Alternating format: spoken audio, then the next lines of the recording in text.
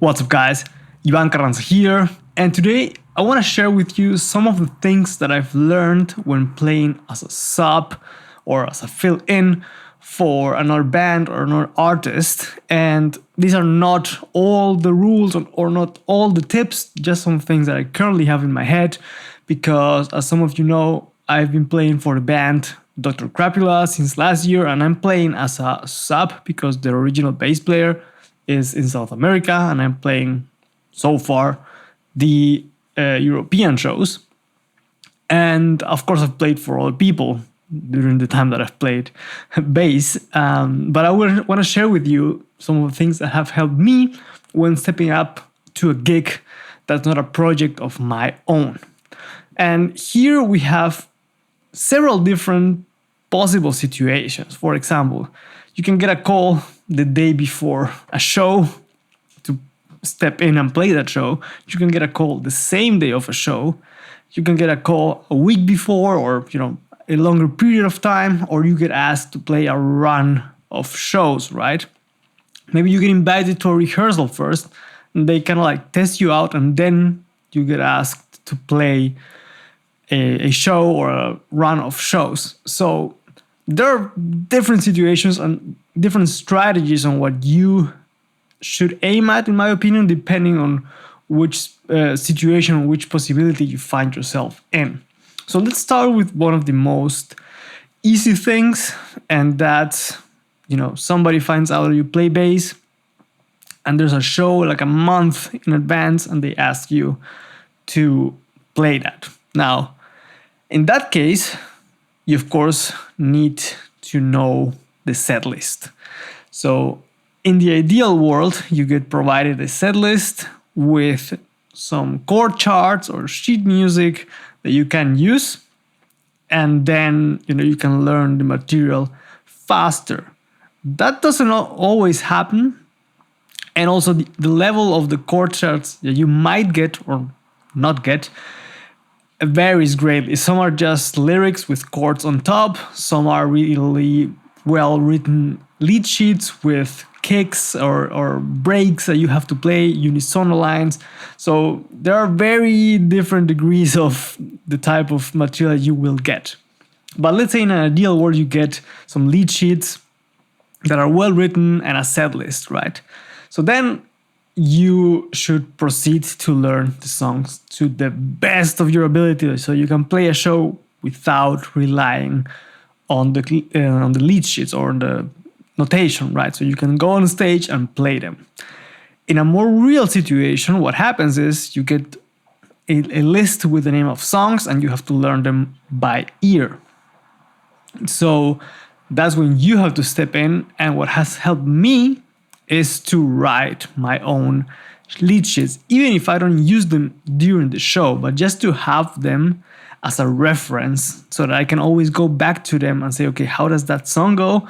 I can look it up, I can see the structure, I can see the chords, I can see if there are any breaks or lines that are really important, and I wrote them on paper. So you should have a chord sequence and maybe the bass line if it's a very important part of the song. Some songs are just root notes or root and fifths. So instead of writing the entire bass line there, you can just write root and fifth in a text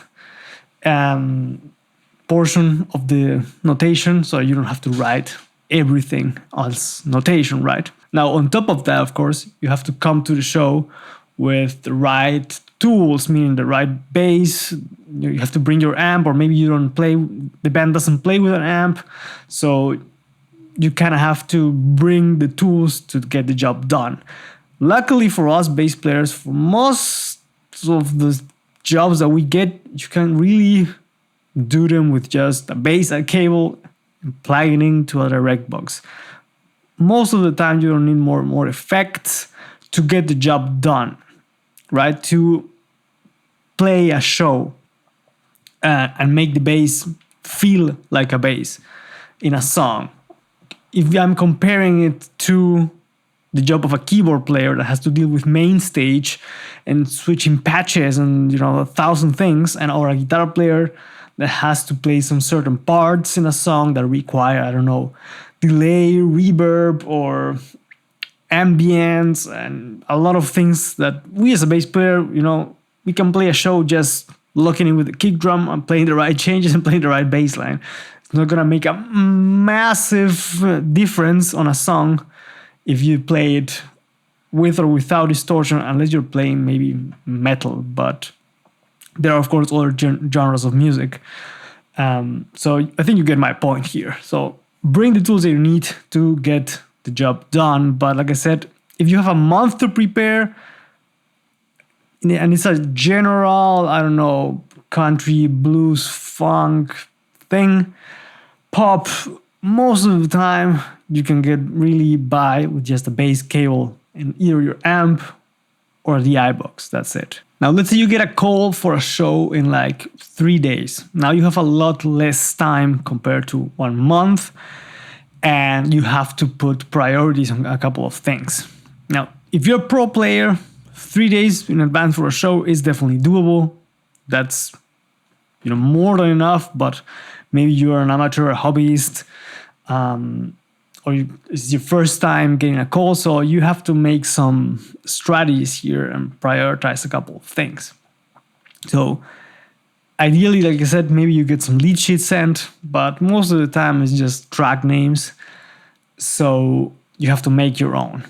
And in this case, I would make them as simple as I could, marking the most important things like a very prominent bass line or the breaks in a song, and I would just write the style of the tune. So for example, I don't know, reggae feel or shuffle, rock eighth notes, things like that, so that when I'm looking at my sheet or when the song gets called out, I can, connect both things and say, okay, this is that song.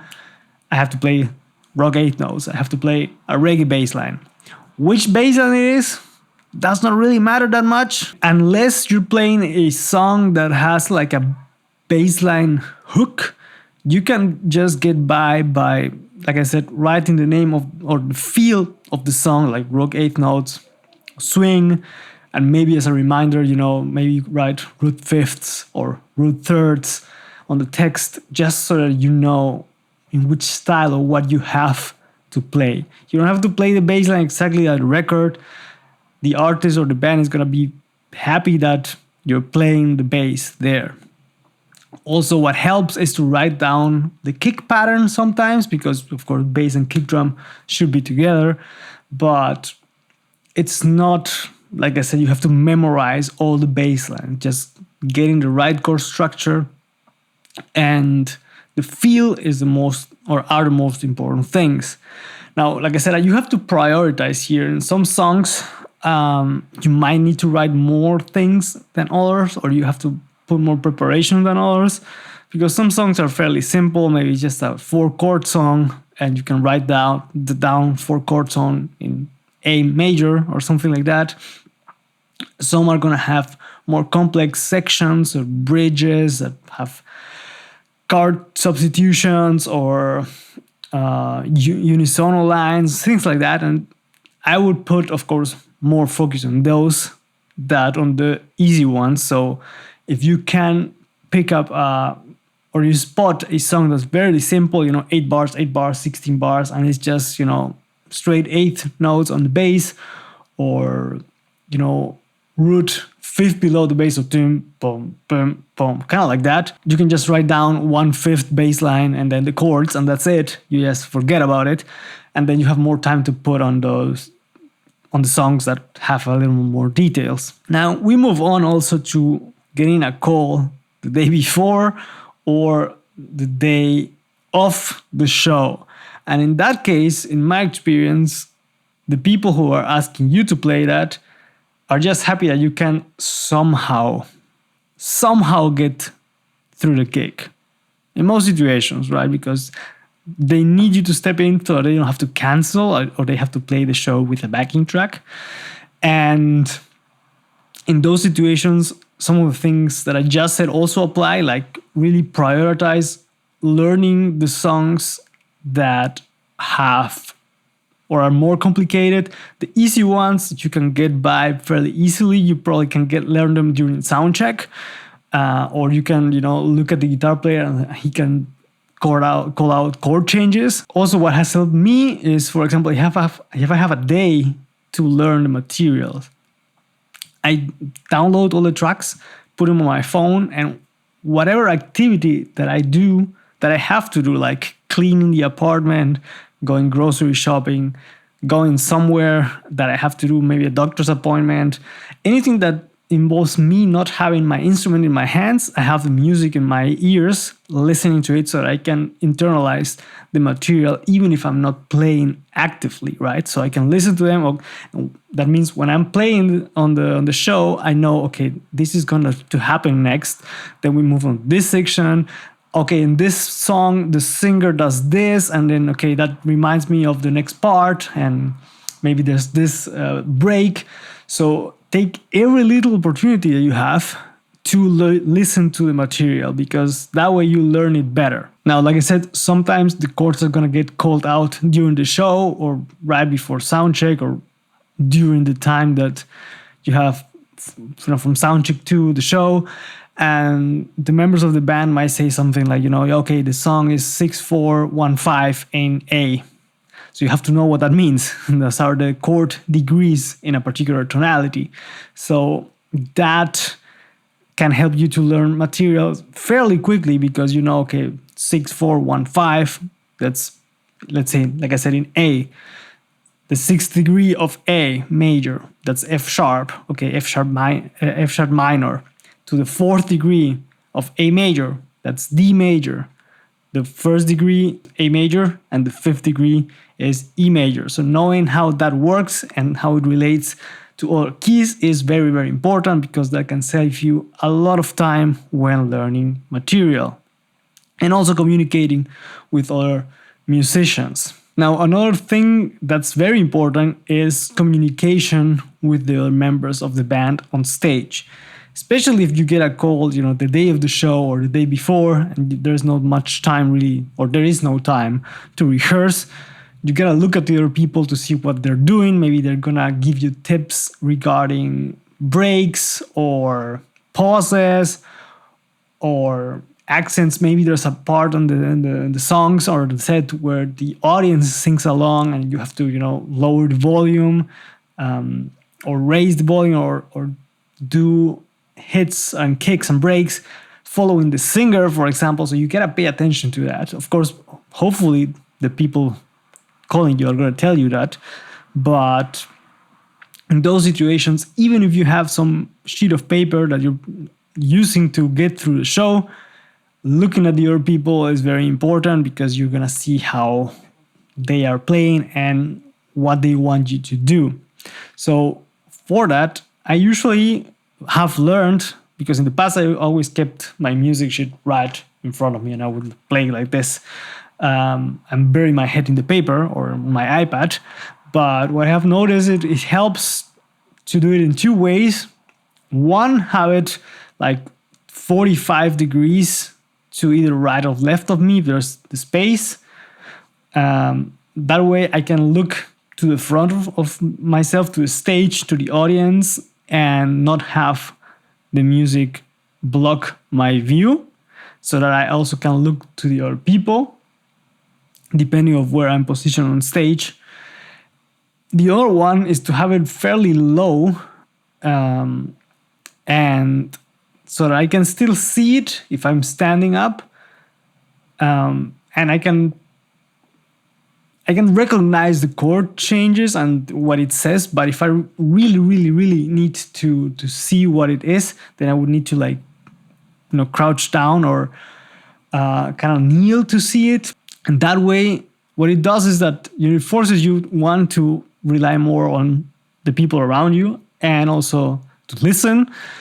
And the other thing is that if you really require to take a look to that, read the music that you had, then you can kind of fake it by, kneeling down as if you were, doing a stage move or something.